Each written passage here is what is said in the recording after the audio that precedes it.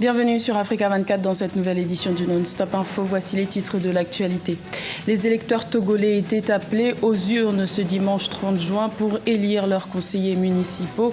Il s'agissait des premières élections communales organisées depuis 1987.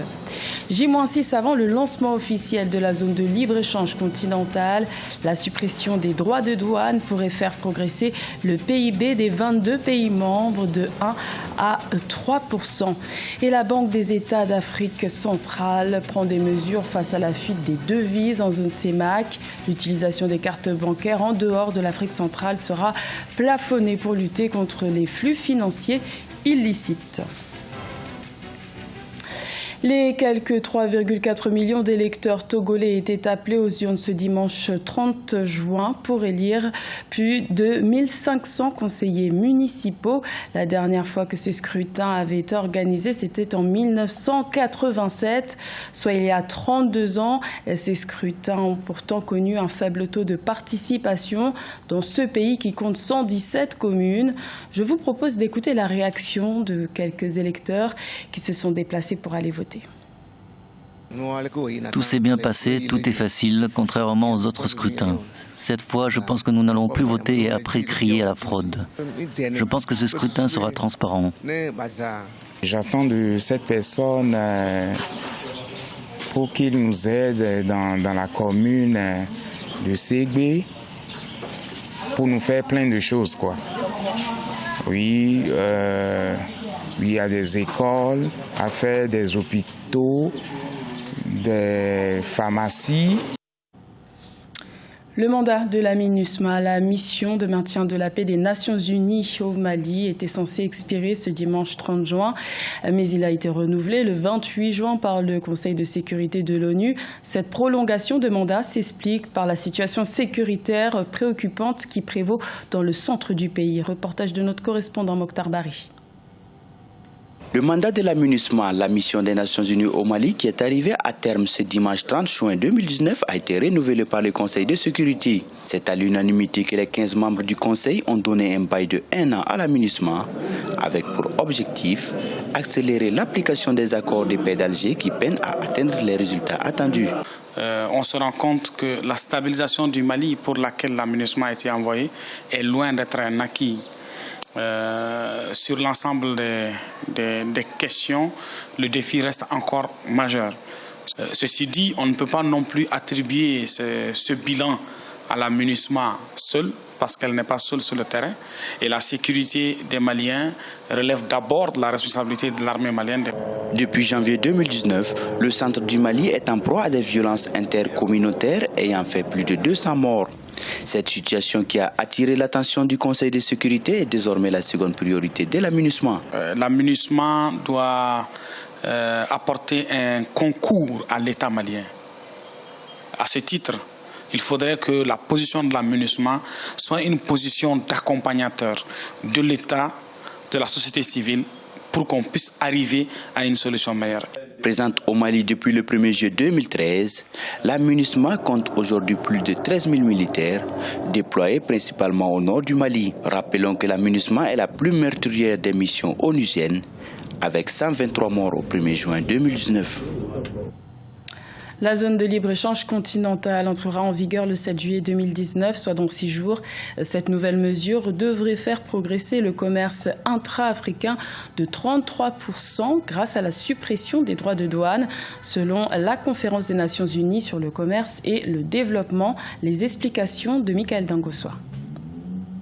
Dans son rapport 2019 sur l'Afrique, publié ce mercredi 26 juin, la Conférence des Nations Unies pour le commerce et le développement met un coup de projecteur sur la zone de libre-échange continentale africaine.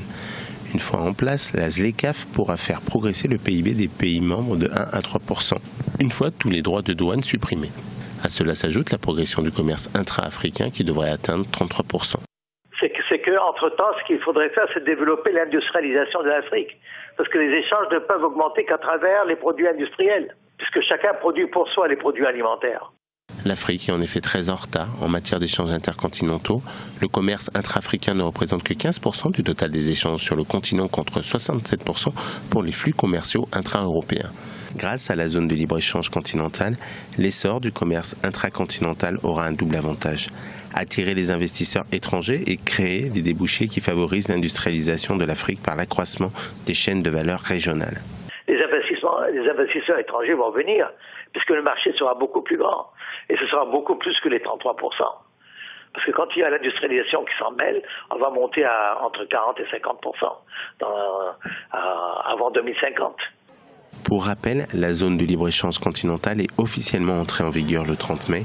22 pays en sont membres, soit le seuil minimum requis pour son lancement qui ouvrira la voie de la constitution d'un marché unique de 1,2 milliard de consommateurs. La ZLECAf doit être officiellement lancée le 7 juillet par l'Union africaine lors de son sommet à Niamey. Des mesures de restriction seront désormais appliquées en zone CEMAC. Les citoyens d'Afrique centrale seront soumis à un seuil limite pour utiliser leur carte bancaire en dehors de la zone. Les transactions ne pourront plus dépasser 5 millions de francs CFA par personne et par voyage. Un moyen de lutter contre le blanchiment de capitaux. Siamlo Victoria Seji. La Banque des États d'Afrique centrale veut mettre définitivement fin aux fuites de devises au sein de la communauté économique et monétaire d'Afrique centrale. Depuis le 10 juin, des mesures de restriction des sorties de devises via carte bancaire à débit immédiat, carte de crédit et carte prépayée ont été édictées. Le montant des opérations de paiement et de retrait hors CEMAC est désormais plafonné à 5 millions de francs CFA par individu et par voyage. L'utilisation à l'extérieur de la CEMAC des instruments de paiement électronique est restreinte aux transactions courantes dans la limite des seuils d'allocation des devises prévus par la réglementation d'échange. S'agissant du règlement des transactions à distance, notamment les paiements en ligne, il est plafonné à 1 million de francs CFA par personne et par mois. Au-delà de ce montant, le voyageur doit justifier les montants sollicités avant ou après les avoir utilisés. Pour l'instant, il faut aller regarder dans le détail de la mesure comment est-ce qu'à chacun des compartiments elle s'applique et surtout faire un gros travail de communication pour qu'elle ne devienne pas à terme non seulement discriminatoire, mais aussi qu'elle empêche le développement des échanges et qu'elle empêche d'accéder à un certain nombre de biens et services pour les particuliers ou bien pour les entreprises. Donc voilà les deux réserves que moi j'aurais, mais pour le reste, en termes d'évaluation, il faut se donner encore une marge de temps. Il s'agit pour la BEAC de freiner le blanchiment des capitaux, le terrorisme et le commerce informel qui entraînent des pertes de près de 50% du produit intérieur brut de l'Afrique subsaharienne, selon l'institution. En République du Congo, le département du Poul fait partie des grands bassins agricoles du pays.